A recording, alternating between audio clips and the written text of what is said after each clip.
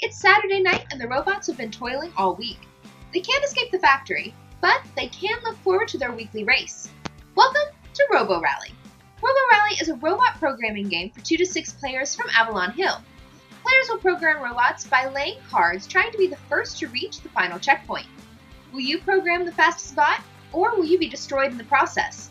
Let's find out in RoboRally. Choose a course from the rulebook and set the course up accordingly. Each player will choose a robot and take the corresponding player mat, robot figurine, and programming deck. Shuffle your programming deck and place it face down on the indicated spot on your player board. Place the 6 special programming cards near the board. Separate the damaged cards and place them face up near the board. Shuffle the upgrade cards and lay them face down near the board and reveal the number of cards equal to the number of players in the game. Place the timer, checkpoint tokens, and energy cubes within reach of all players. Give each player 5 energy cubes.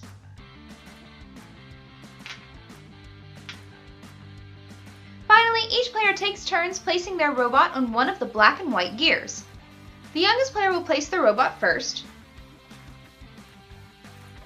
and continue clockwise around the table. Whoever is the closest to the priority antenna will go first. Now you are ready to play. The game is played in a series of rounds. Each round is made up of 3 phases: upgrade, programming, and activation. During the upgrade phase, players may spend energy cubes to purchase upgrades from the upgrade shop.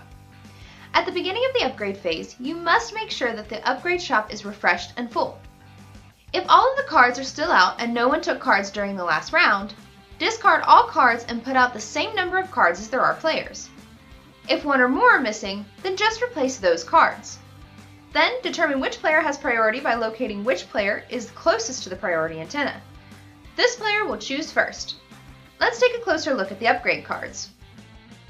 Upgrade cards will have the cost in the upper left-hand corner, the title in the top right corner, the type, either permanent or temporary, on the right-hand side, and its ability listed at the bottom of the card.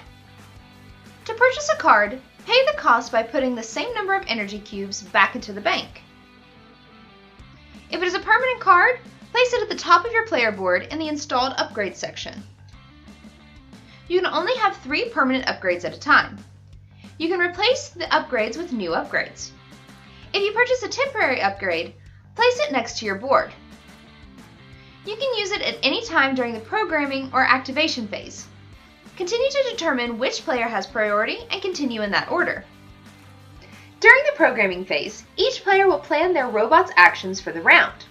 Programming cards will tell your robot what to do during the activation round. Each player will draw 9 cards from their programming deck.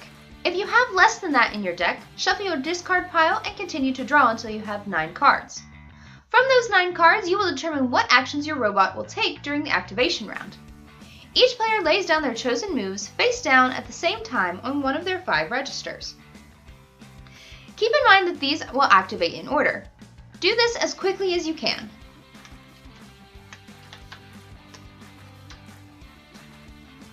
The first player to finish will flip over the 30-second timer. Once the timer is flipped, you only have until time runs out to finish your programming. Once the timer ends, discard whatever cards are left in your hand. The activation phase is when your robot begins their journey across the board. All players will reveal their first registers.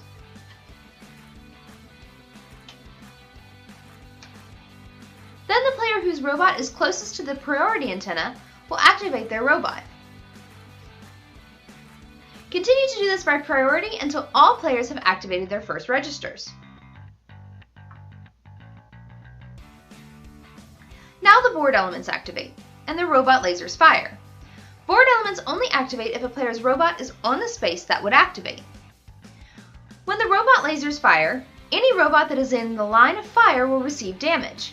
However, if a robot is in front of you in the line of fire, you will not take damage. They act as an obstacle. If you take damage, take a spam card. Robots can also push other robots. If a robot were to move and come in contact with another robot, it would push that robot until its movement was over. elements are completed, repeat these steps until everyone has activated all of their registers. The game ends when a player's robot ends a register on the final checkpoint.